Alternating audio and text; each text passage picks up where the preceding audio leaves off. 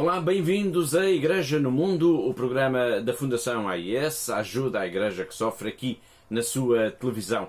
Sou Paulo Aido e espero contar com a sua companhia aí desse lado ao longo dos próximos 50 minutos.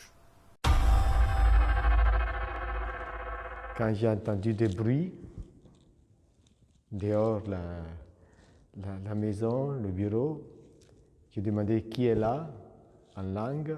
Personne n'a répondu. Je continuais à ce que j'étais en train de faire. Et encore ce bruit, j'ai dit, mais enfin, peut-être il y a quelqu'un. Étant donné que j'assure aussi un service de médicaments pour un dépôt pharmacie au service de la population, peut-être il y a des gens qui viennent chercher. Je suis sorti et je me suis trouvé devant moi des hommes armés avec des fusils. Là, je sautais à côté, j'ai jeté la torche que j'avais dans ma main. Je me suis retrouvé entouré, ligoté les mains arrière et ce monde-là qui était autour de moi, 3 coups de fusil, ils ont tiré en l'air. J'ai crié, c'était de la confusão. Foi uma confusão. O padre Pierluigi Macali estava a ser sequestrado. Estava a ser sequestrado por um grupo jihadista no Níger, um grupo que depois o haveria de levar também em cativeiro para o Mali. Foi um cativeiro que durou durante cerca de 2 anos. Foi libertado agora, no passado dia 6 de outubro.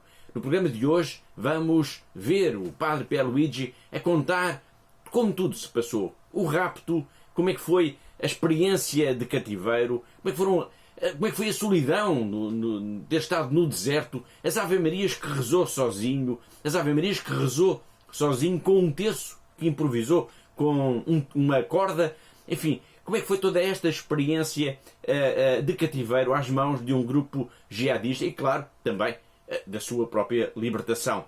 Bom, esta é uma história que de facto não pode perder. Como habitualmente tem comigo via Skype a diretora da Fundação AIS em Portugal, a Catarina Martins de Betancourt. Olá, Catarina. Olá, Paulo, e olá aos nossos telespectadores. Com quem vamos conversar sobre esta e muitas outras histórias que nos vão levar a muitos países. Hoje, aliás, vai ser uma vez mais um programa marcado muito pela ameaça jihadista contra as comunidades cristãs. Bom, vai ser um programa que nos vai levar para além do Níger e do Mali, a propósito da história do padre Pierluigi Macali, vai nos levar também até à Índia, até à Síria, até ao Paquistão, até ao Vaticano, até ao Líbano e, claro, também aqui em Portugal, a propósito dessa extraordinária jornada de oração com as crianças em que Portugal participou. Aliás, Portugal esteve no centro dessa iniciativa da Fundação AIS, denominada 1 milhão de crianças rezam o terço pela paz. Foi memorável e vamos verificar tudo isso. Vale mesmo a pena ficar por aí, desse lado, na nossa companhia.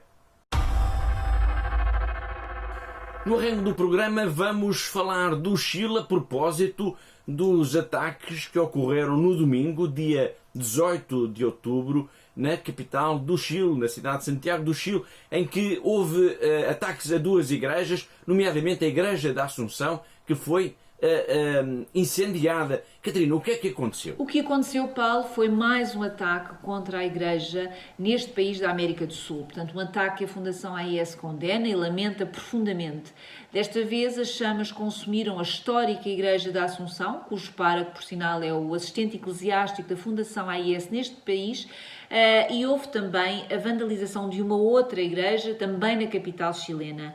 Portanto, tudo consequência de ataques por grupo de manifestantes encapuçados que procuravam assinalar um ano de protestos contra o governo. A outra igreja foi a de São Francisco de Borja. Exato, a igreja de São Francisco de Borja, que é utilizada com regularidade pela polícia nas suas cerimónias institucionais, foi saqueada e algumas das suas imagens foram também queimadas na rua. Bom, estes ataques de extrema gravidade contra igrejas no Chile vão ser, obviamente, tema em destaque no próximo programa. Fique desde já atento em relação a isso. Mas para já temos de dizer que há cerca de 1 ano, quando aliás começaram estas manifestações no Chile, esta revolta social, houve já na altura, Catarina, também alguns ataques a igrejas. Sim, e esse é de facto um dado muito preocupante, Paulo. Portanto, há um ano algumas igrejas foram já atacadas, nomeadamente a da Assunção, que foi na altura vandalizada, com imagens retiradas do templo e destruídas, e com as paredes escritas com palavras de ordem contra a Igreja Católica. A Igreja de Vera Cruz, também no bairro Latárria, também em Santiago, o Santuário de Maria Auxiliadora, em Talca, a Catedral de Valparaíso e a Paróquia de Santa Teresa dos Anjos, como a Fundação AIS revelou na altura. Do Chile, de onde nos chegou esta terrível notícia de ataques contra as igrejas, vamos agora para a África. No início do programa, logo no arranque, escutámos o padre Pierluigi Macali a contar de viva voz como é que foi sequestrado quando estava em sua casa, na sua paróquia, em Bomoanga, no Níger. Foi no dia 17 de setembro de 2018. A sua libertação aconteceu só agora, 2 anos depois, no dia 6 de outubro. Bom, nós temos uma entrevista com o padre Pierluigi Macali, uma entrevista a um programa de televisão da Sociedade das Missões Africanas, em que este missionário italiano, este sacerdote italiano, recordou, Catarina, como é que tudo se passou, como é que passou esse tempo enorme, imaginemos, 2 anos às mãos de um grupo jihadista. Como é que ele passou todo esse tempo em cativeiro, Catarina? Sim, Paulo. De facto, o padre Pierluigi Macali recorda tudo o que lhe aconteceu ao longo de 2 anos de cativeiro. Como foi raptado, como foi levado para a zona de deserto, a forma como foi tratado pelos jihadistas, mas também como passava o seu tempo, como rezava, e tudo isto faz de facto desta entrevista uma peça jornalística extraordinária. Bom, a entrevista é demasiado longa, como se compreenderá, para podermos passar na íntegra apenas neste programa. Ficaria o programa todo ele praticamente dedicado apenas a essa entrevista. Iremos, por isso, digamos, acompanhar esse trabalho ao longo das próximas semanas. Já vamos focar a nossa atenção na primeira parte do seu testemunho, em que o padre Pierluigi Macali conta em pormenor como é que foi raptado em 17 de setembro então, de 2018 por um grupo jihadista que atacou a sua paróquia em Bomoanga, no Níger. Mas antes disso, Catarina, por curiosidade, há algum aspecto, algum pormenor nesta entrevista que tenha suscitado mais a sua atenção? Toda a entrevista, Paulo, é preciosa. Portanto, no entanto, é muito significativa a forma como o padre Macali recorda os tempos de oração, sozinho, no deserto, a forma como ele próprio improvisou um terço com uma corda, a importância do silêncio, e há também outros pormenores que revelam bem o ambiente do cativeiro, como quando diz que de manhã, ao nascer do sol, lhe tiravam as correntes que lhe prendiam os pés, ou quando sentiu, apesar de estar em cativeiro, o conforto da presença de Deus. Bom, é de facto uma entrevista que devemos ver, devemos acompanhar com toda a atenção. Antes disso, e muito rapidamente, vamos então recordar o que é que aconteceu. O padre Pierluigi Macali foi sequestrado a 17 de setembro de 2018. A sua libertação, Catarina, era esperada ou não? Não, embora se soubesse que estariam a decorrer, muito provavelmente, negociações para a sua libertação. E sabia-se isso como? Porque o padre Pierluigi Macali surgiu num vídeo em abril, juntamente com um outro refém italiano, e isto na altura foi interpretado como sendo um sinal de que estariam a decorrer de facto as negociações para a sua libertação, e confirmou-se de facto. Bom, esse vídeo, essa pequena gravação de vídeo permitiu então saber que o padre Pierluigi e o outro refém italiano estavam vivos, e portanto isso permitiu alimentar as negociações que muito provavelmente estavam já a decorrer. Na altura da gravação do vídeo, o padre Pierluigi diz o seu nome e também a data em que o vídeo estava a ser gravado, no dia 24 de março. Bom, o padre Pierluigi, já o sabemos, foi libertado conjuntamente com esse cidadão italiano que participou com ele na gravação desse vídeo, e também de uma trabalhadora humanitária francesa e de um político do Mali. Para trás ficou ainda pelo menos uma freira, a irmã colombiana Glória Narvaez Argote. Pois, infelizmente, a irmã franciscana Glória Narvaez Argote ainda não foi libertada e esperamos que isso venha a acontecer o mais breve possível. Pierluigi Macali, um padre italiano, um missionário italiano de 59 anos de idade, que foi sequestrado na sua paróquia em Bomoanga, no Níger, no dia 17 de setembro de 2018 e que foi libertado agora no dia 6 de outubro. É um programa dos nossos colegas da Sociedade das Missões Africanas. O padre Pierluigi conta como tudo aconteceu. C'était lundi soir, un lundi tranquille. J'avais célébré l'Eucharistie, j'avais après pris mon repas du soir et je m'étais retiré pour, comme d'habitude,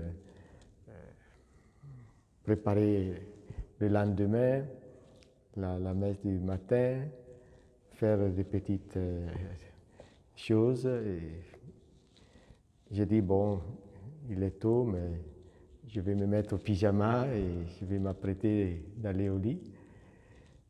Quand j'ai entendu des bruits, dehors la maison, le bureau, j'ai demandé qui est là, en langue. Personne n'a répondu. Je continuais à ce que j'étais en train de faire. Et encore ce bruit, j'ai dit, mais enfin, peut-être il y a quelqu'un. Étant donné que j'assure aussi un service de médicaments pour un dépôt pharmacie au service de la population, peut-être il y a des gens qui viennent chercher. Je suis sorti et je me suis trouvé devant moi des hommes armés avec des fusils. Là, je sautais à côté, j'ai jeté la torche que j'avais dans ma main. Je me suis retrouvé entouré, ligoté les mains en arrière et ce monde-là qui était autour de moi, 3 coups de fusil, ils ont tiré en l'air. J'ai crié, c'était de la confusion. J'ai pensé à des voleurs. Et quand il me dit, mais Ligui, c'est de l'argent, je dis, d'accord, venez, je donnais ce que j'avais à la maison. Je pensais que ça s'arrêtait là. Et après, ils m'ont emmené avec eux. On a sorti de la concession, on a marché en dehors du village. J'ai dit de m'enlever le lacet que j'avais derrière les bras parce qu'il me serrait trop, il faisait mal. Il ne parlait pas gourmandement, il y en avait un seul qui comprenait quelque chose, mais c'était des Peuls. On est sorti du village, ils m'ont délié, ils m'ont ligoté les mains devant. Ils m'ont dit d'attendre.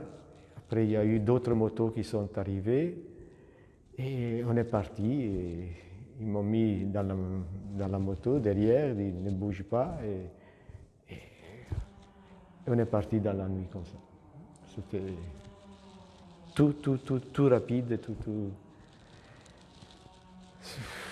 J'étais surpris, j'étais vraiment impréparé à ce qui m'allait m'arriver.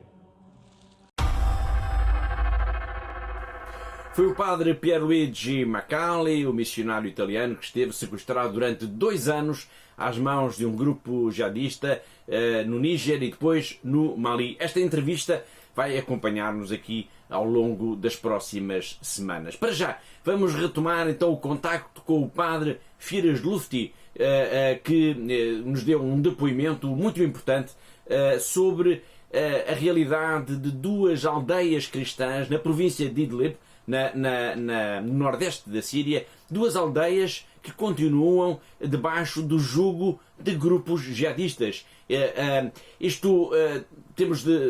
depoimento é de facto muito importante porque nos dá conta de como é a vida, como é essa experiência debaixo, no fundo, do Estado Islâmico para cerca de 300 famílias. Catarina, são cerca de 1000 pessoas, 1000 cristãos. Muito difícil mesmo, Paulo. Portanto, nas aldeias de Knaye e Yacoubié, todos estão subjugados à Sharia. E isso significa, por exemplo, que as mulheres têm de usar véus, que as propriedades foram confiscadas, todos os símbolos cristãos, como as cruzes, foram destruídas, foram derrubadas, mas não só nas igrejas, mas também, por exemplo, nos cemitérios. E é nestas aldeias que vamos encontrar 2 frades franciscanos. Esta é, Catarina, de facto, uma história extraordinária. Sim, de facto é muito importante que os nossos telespectadores compreendam que estes 2 frades franciscanos continuam a sua missão entre este povo que vive como que aprisionado e apesar de todos os riscos. Portanto, eles são verdadeiros heróis da fé, Paulo. Muito bem, então e quem são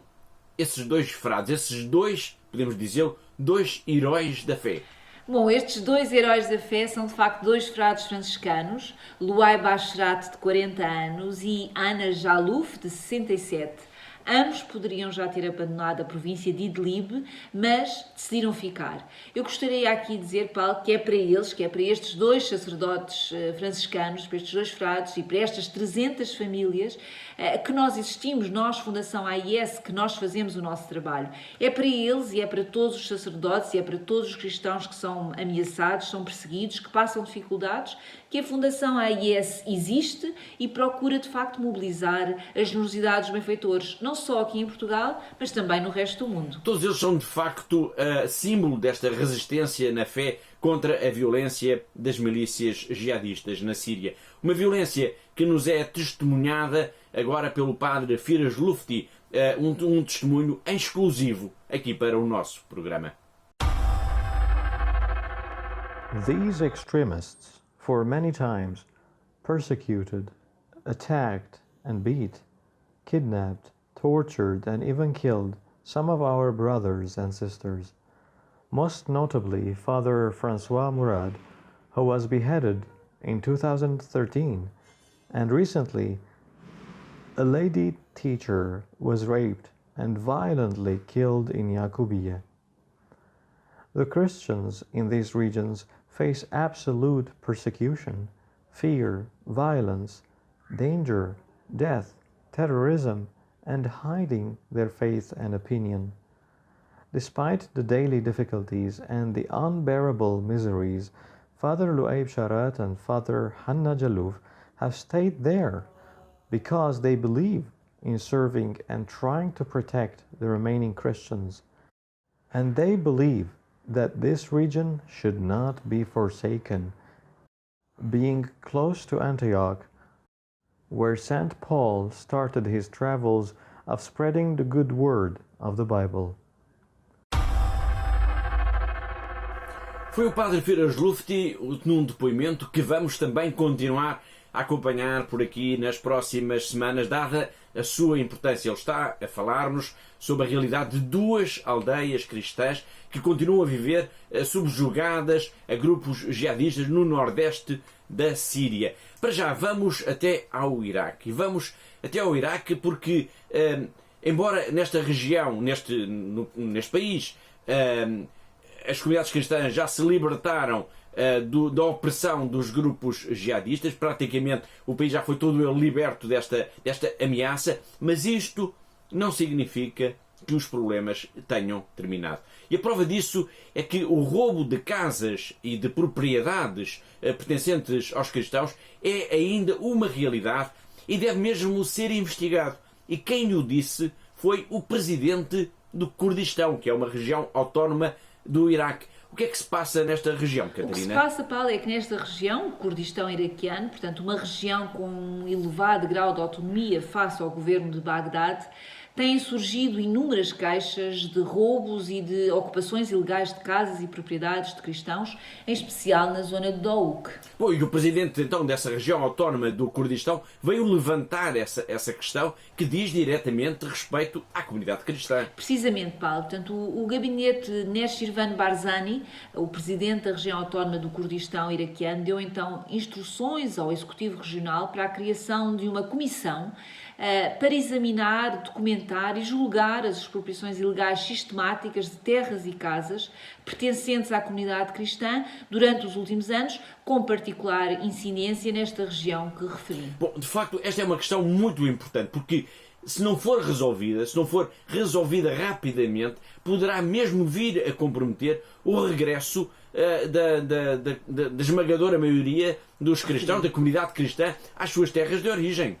Sim, e essa tem sido uma preocupação muito grande da Igreja local, mas também da Fundação AIS. Eu recordo aqui aos nossos telespectadores que em fevereiro do ano passado, num encontro que ocorreu em Munique, na Alemanha, Dom Luís Chaco afirmou que os cristãos continuam a viver uma situação extremamente delicada após os tempos da ocupação jihadista das terras cristãs e que todas as suas propriedades têm de ser devolvidas na íntegra. Estamos a falar da consequência ainda da ocupação jihadista das terras da planície de Nínive, que são o berço da comunidade cristã no Iraque.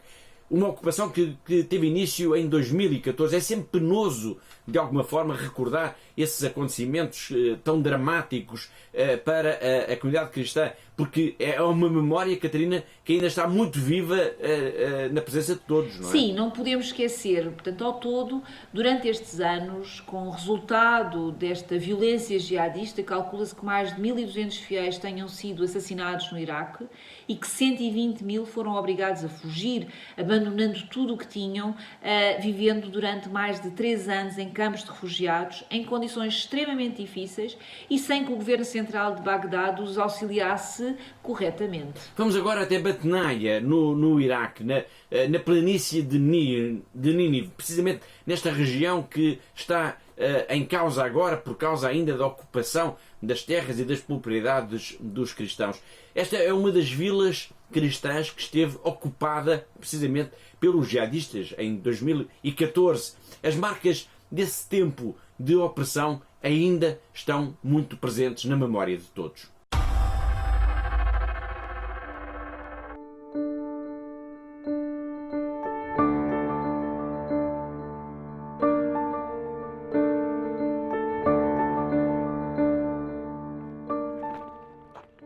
قرية تابعة لمحافظة نينوى. باطنايا منطقة منكوبة له من زمان عن أبو جد من ولادي وعشاق، ويتم غزايا حجم الدمار دبري القاوة دمار غير طبيعي، وإن شاء الله داب خاصهم قام دينوخن وأي بيت دي الموجود أماموخن أي أحد البيوت بطنايا دي المدمرة دمار كامل. نعم الناس متحمسين له بشكل، يعني متحمسين له بشكل، لأن معاناة الغربة يعني معاناتي يعني، والهجرة دمار له، يعني الهجرة للحل طالا الحل الصحيح طالا نرجعوا في المثواثة نعيشوا نرجع حياة طبيعية مستقرة في مناطق دي. These people were out of their villages for more than 2 years. They paid during these years their renting house and they were without job. Batnai is damaged more than 80%. It means we have to work hardly to rebuild the houses and the infrastructure. بطناي تقريبا إلى ما لا يقل عن 900 بيثة، والأغلبية العامة كلها سورالي، كلها نشواثلي يعني خالد خلنا يعني، وكلش ولناهم برايو وماثا زنقين واوا، ويعني إثوالا آليات وإثوالا يعني بنية تحتية دي كلش بسمتة واوا، واخني ثوالا بثواثة خندو كان كم زبنخ لك لد مثلا كون أماني له وكل الناس دغ هذا وخو يعني لثوان أي مشكلة. They hope in us and they trust us. The church is the only organization that they are moving to rebuild and to reconstruct these villages. We need it all to come here again. Please, please, please. I am Samir Dakko. I live it here. I am and all my family. I am not want to go out because I am here. I want to stay here.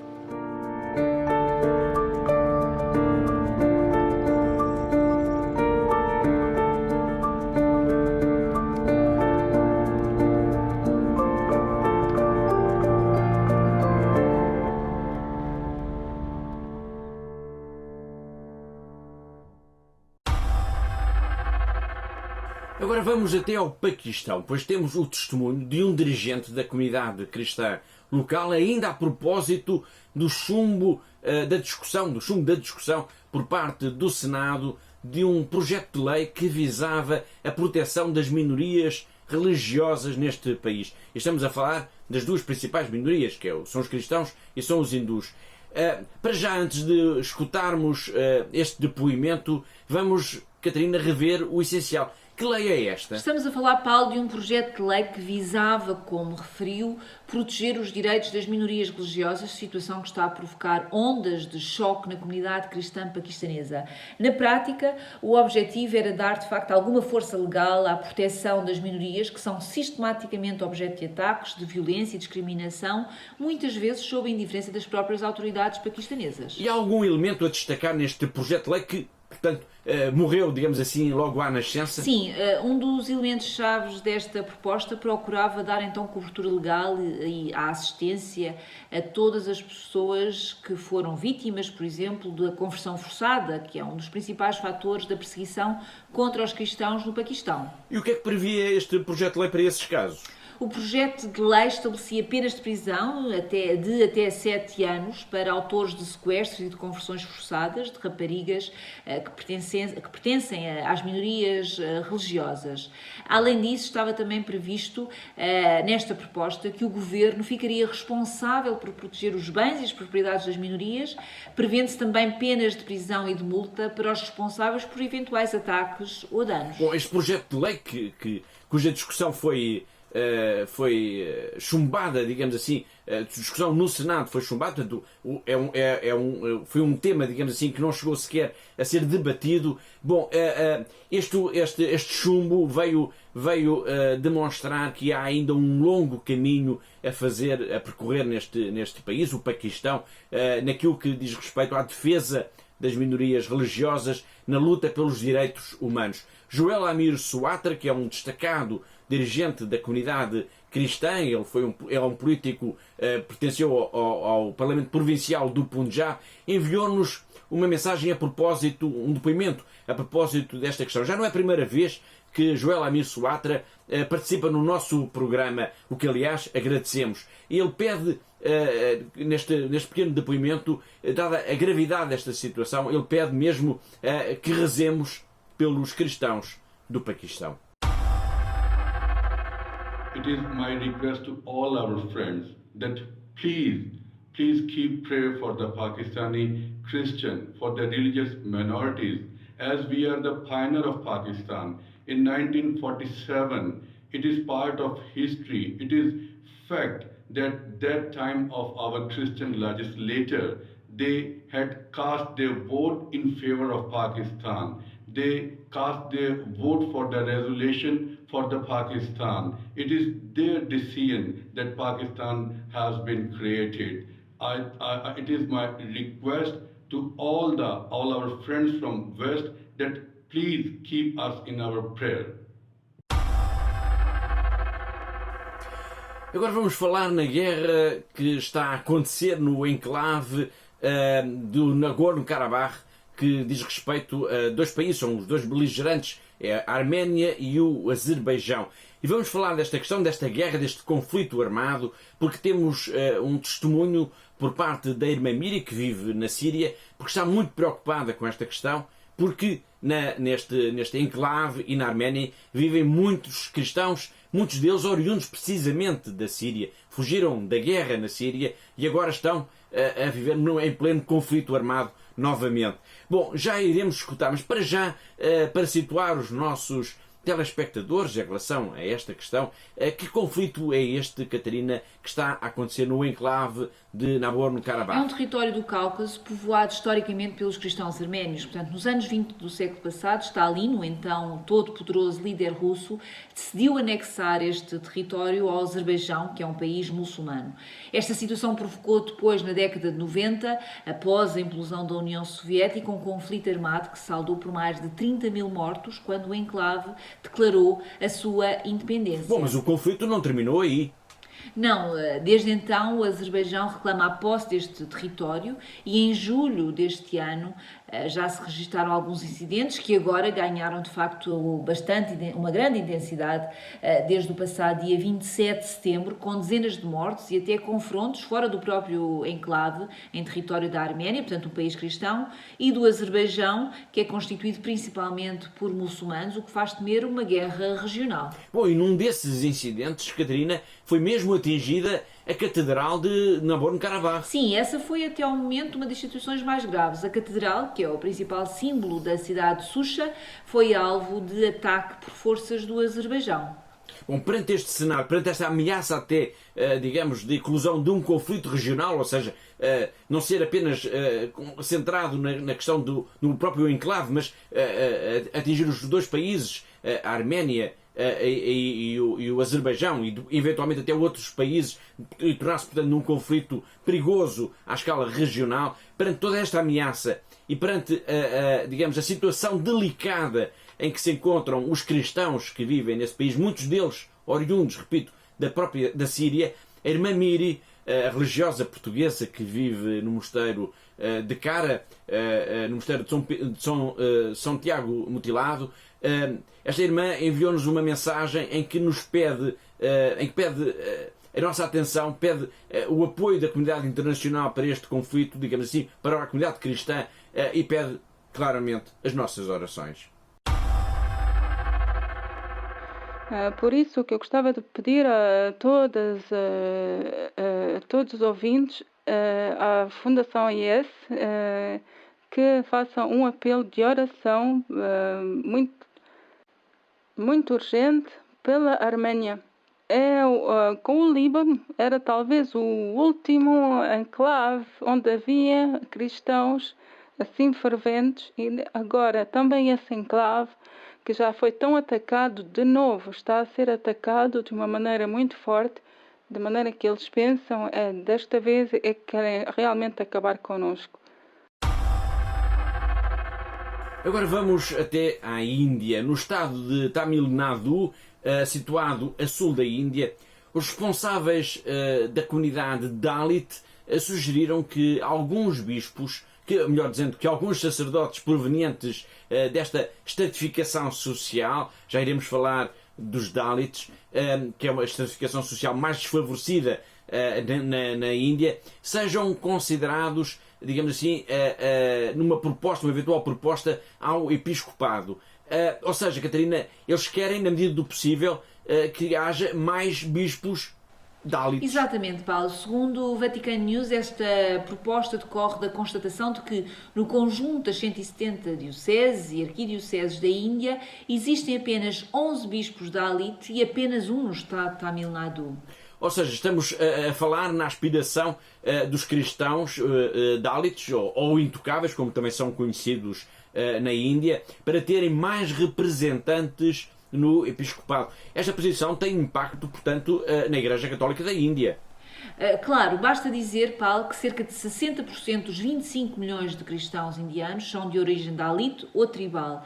Portanto, são pessoas que no dia-a-dia sentem diretamente na pele o que significa a discriminação social e confundem-se com os mais pobres dos pobres. Uma discriminação que é normalmente muito desconhecida fora da própria Índia. Aliás, para dar a conhecer esta realidade, a Fundação AES, recordo isso, lançou uma grande campanha também de informação na Quaresma de 2018. Sim, foi de facto uma campanha que teve um enorme impacto, precisamente porque muitas pessoas não sabiam ou ignoravam por completo esta realidade e esta luta pela sobrevivência dos Dalits. Muito bem, para que ficarmos a conhecer melhor, ou para recordarmos esta questão sobre os Dalits ou os intocáveis, aqueles que, digamos, no complexo sistema de castas da Índia ocupam o lugar mais baixo, são aqueles que têm menos direitos ou não têm direitos nenhuns.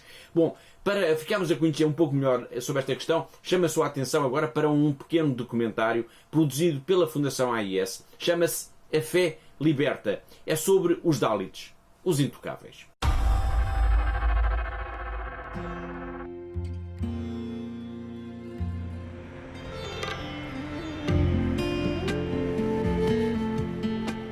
And God created them, man and woman, equal. What a sensational philosophical break from tradition. For the first time, somebody is telling them, you are human, you're the same as the Brahmin, from the same earth. Whereas one Hindu perception is that he is poor because in his last life he was not living well.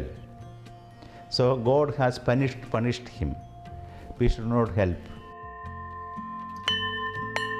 When this new religion was preached to the people of untouchable community, they thought, okay, this is the religion which we wanted. A religion which preaches equality. A religion which gives us human dignity.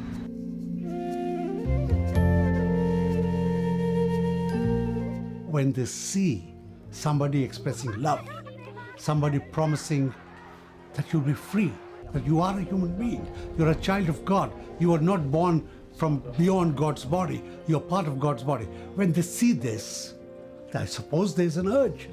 Is there a prisoner who would not like to go free if he sees the door open?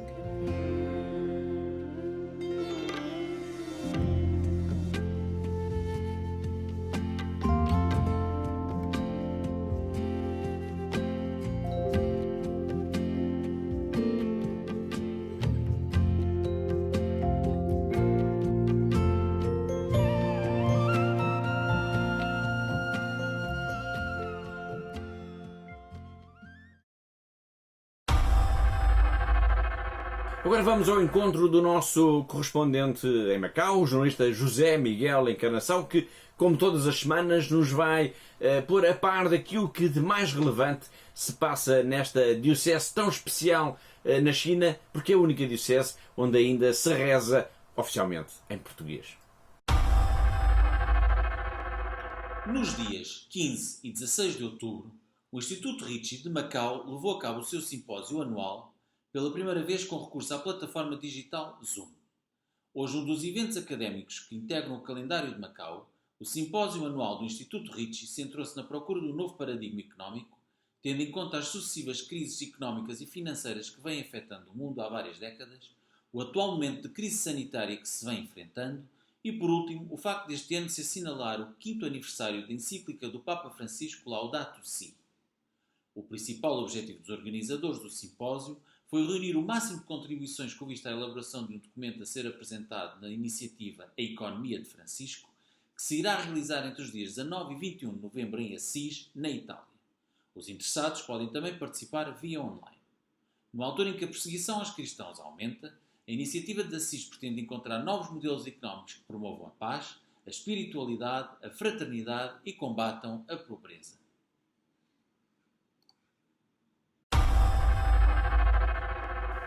Foi José Miguel Encarnação, o nosso correspondente em Macau, com as novidades nesta diocese onde ainda se reza oficialmente em português. E assim chegamos ao fim da primeira parte do nosso programa, mas deixe ficar por aí, porque na segunda parte vamos falar uma vez mais da campanha de ajuda à comunidade cristã no Líbano, vamos falar da campanha de oração que está a decorrer neste mês de outubro. Vamos falar também da outra campanha, uma campanha, enfim, desta iniciativa que foi 1 milhão de crianças rezam o terço pela paz e que mobilizou as crianças aqui em Portugal e estiveram a rezar no Santuário de Fátima, na Capelinha das Aparições. E vamos também escutar mais alguns depoimentos que nos chegaram a propósito dos 25 anos da presença da Fundação AIS aqui em Portugal. Deixa ficar por aí, vamos agora para um breve intervalo, voltamos já depois de breves instantes.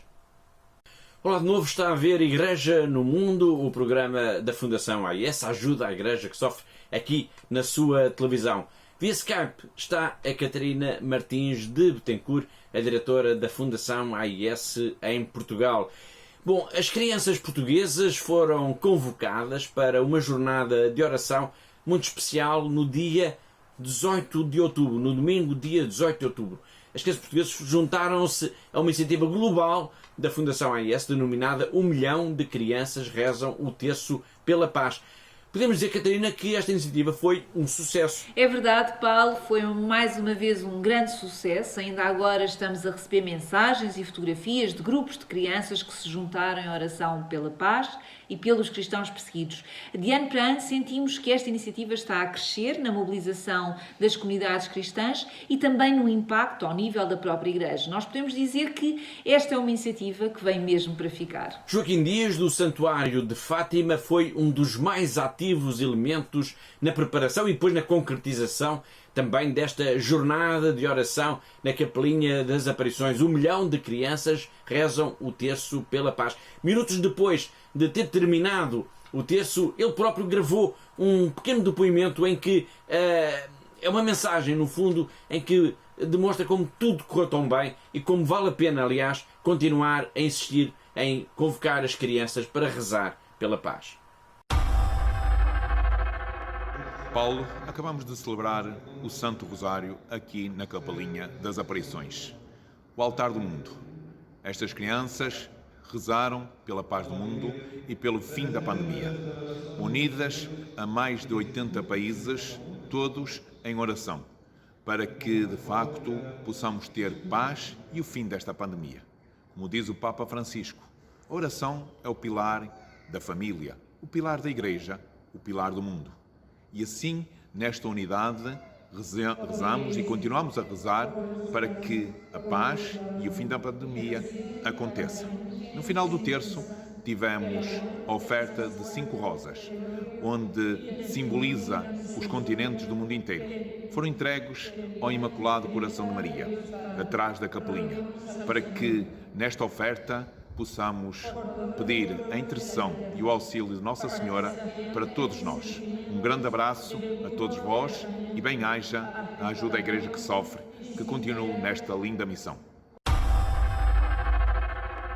Foi Joaquim Dias, momentos depois das crianças terem rezado pela paz nesta grande iniciativa, na iniciativa global da Fundação AIS, que decorreu no passado domingo, dia 18 de outubro. Uma iniciativa que, importa recordá-lo, teve também o apoio expresso do Papa Francisco. É verdade, foi no passado domingo, dia 11 de outubro, e o Papa referiu-se a esta iniciativa, esta jornada de oração da Fundação AIS, como sendo uma bela iniciativa que merecia todo o seu apoio. Bom, são apenas alguns segundos, mas vale sempre a pena recordar essas palavras do Papa Francisco. Domenica prossima, 18 ottobre, la Fondazione Aiuto alla Chiesa che Soffre promuove l'iniziativa per l'unità e la pace 1 milione di bambini recita il rosario. Incoraggio questa bella manifestazione che coinvolge i bambini di tutto il mondo, i quali pregheranno specialmente per le situazioni di criticità causate dalla pandemia.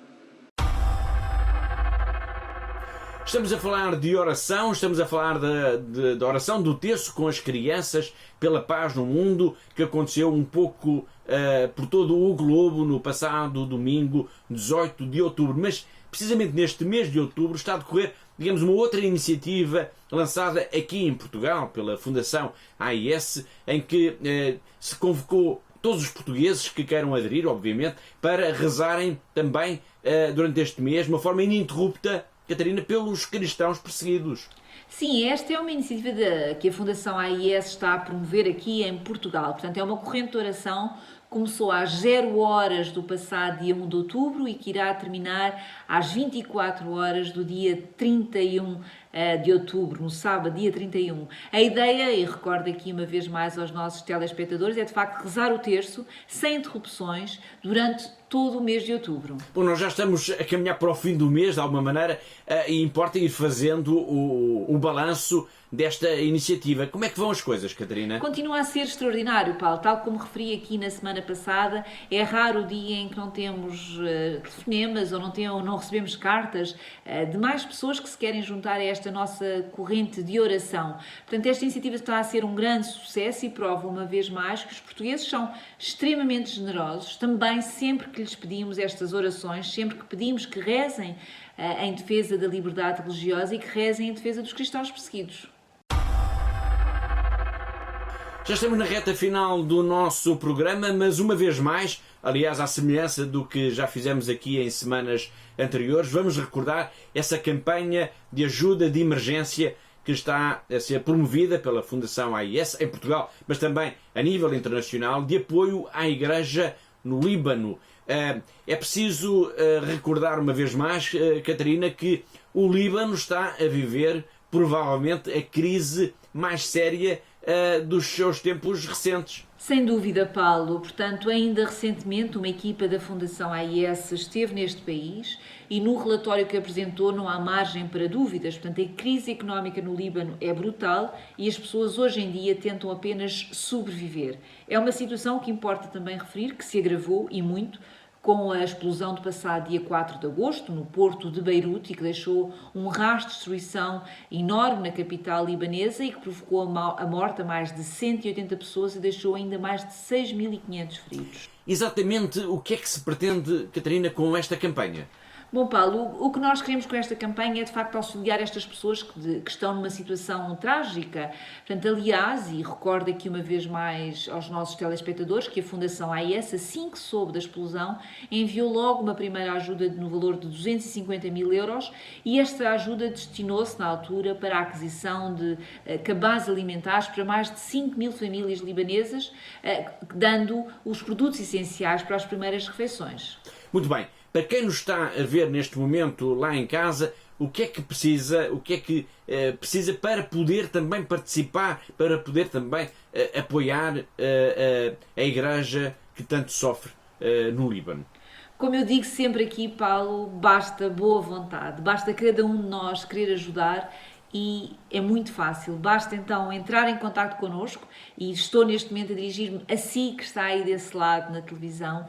Ligue-nos para o nosso telefone que está a passar neste momento ou vá à nossa página na internet e diga que quer ajudar esta comunidade, esta campanha ou outra que tenha sentido tocado ao longo deste programa de hoje. Portanto, é nestes momentos de crise que nós sentimos a solidariedade entre os povos e gostaria também ainda de recordar uma vez mais que cada cabaz alimentar para o Líbano custa 42 euros. E este cabaz é uma ajuda preciosa para quem nada tem de momento. No dia 13 de outubro de 1995, a Fundação AIS começou as suas atividades aqui em Portugal. Foi há 25 anos, portanto, uma data que o Presidente da República fez questão de assinalar, aliás, como vários outros bispos que temos vindo, aliás, a acompanhar por aqui ao longo dos últimos programas. Temos estado a ver e temos estado a escutar essas mensagens que os bispos fizeram-nos chegar, mensagens de apreço pelo trabalho e pela missão que a Fundação AIS está a desenvolver em Portugal, mas também em todo o mundo. Uma das últimas mensagens que nos chegou foi do Bispo de Viseu, Dom António Luciano, enviou-nos, Catarina, um e-mail de parabéns. É verdade, portanto, o Bispo de Viseu, que também é muito nosso amigo, escreveu então uma pequena mensagem de parabéns e a desejar à Fundação AIS as maiores felicidades pelo bem realizado ao longo destes 25 anos, em tantos lugares e a tantas pessoas na Igreja e no mundo. Dom Luciano diz ainda que reza por nós e pelos bons frutos do nosso trabalho e para que tudo aquilo que nós fazemos todos os dias chegue de facto a quem mais precisa. Obrigado, Catarina. Não tem sido apenas os bispos a enviar mensagens de parabéns, mensagens de apreço pelo trabalho e pela missão que a Fundação AIS tem vindo a desenvolver em Portugal e no mundo. Em Portugal, ao longo dos últimos 25 anos, no mundo, já desde o final da Segunda Guerra Mundial. Disse que não são apenas bispos, porque também alguns sacerdotes e outros membros da sociedade têm-nos feito chegar essas mensagens de apreço que vamos, ao longo das várias semanas, acompanhando por aqui. É o caso, por exemplo, do padre Carlos Cabecinhas, que é o reitor do Santuário de Fátima, ou então do missionário espiritano, o padre Tony Neves. Os cristãos são, sem dúvida, o grupo religioso mais perseguido em todo o mundo. E a todos os cristãos perseguidos, nós levamos a nossa prece, nós levamos a certeza da nossa oração, mas também o conforto dessa promessa de Nossa Senhora, essa promessa feita aqui em Fátima. O meu Imaculado Coração será o teu refúgio e o caminho que te conduzirá até Deus. Acreditamos que a Fundação Ajuda à Igreja que Sofre continuará fiel a esta missão de levar conforto, refúgio, esse refúgio de Deus, a todos os cristãos perseguidos.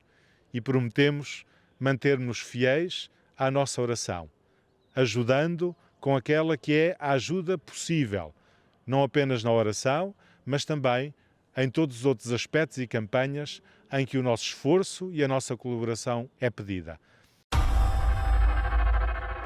Vi nascer há 25 anos a Ajuda à Igreja que Sofre e é uma instituição enorme porque é voz dos sem voz.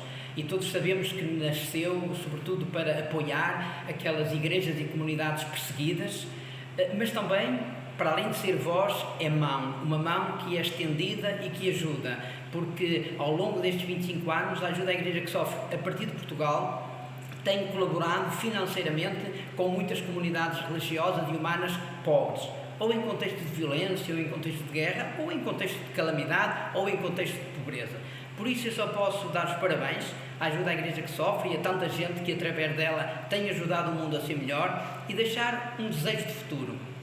Continuem a ser voz dos sem voz, continuem a ser uma mão estendida para apoiar quem precisa. A solidariedade é um nome de paz e ser a voz dos sem voz é ajudar o mundo a ser mais humano, mais fraterno e mais cristão. Obrigado. Parabéns. E com estas palavras de gratidão pelo trabalho desenvolvido pela Fundação AIS em Portugal ao longo dos últimos 25 anos, chegamos ao fim do nosso tempo, chegamos ao fim de mais um Igreja no Mundo. Agradeço uma vez mais a participação da diretora da Fundação AIS em Portugal, a Catarina Martins de Betancourt, e quanto assim já sabe, espero por si aí desse lado na próxima semana. Até lá, se Deus quiser.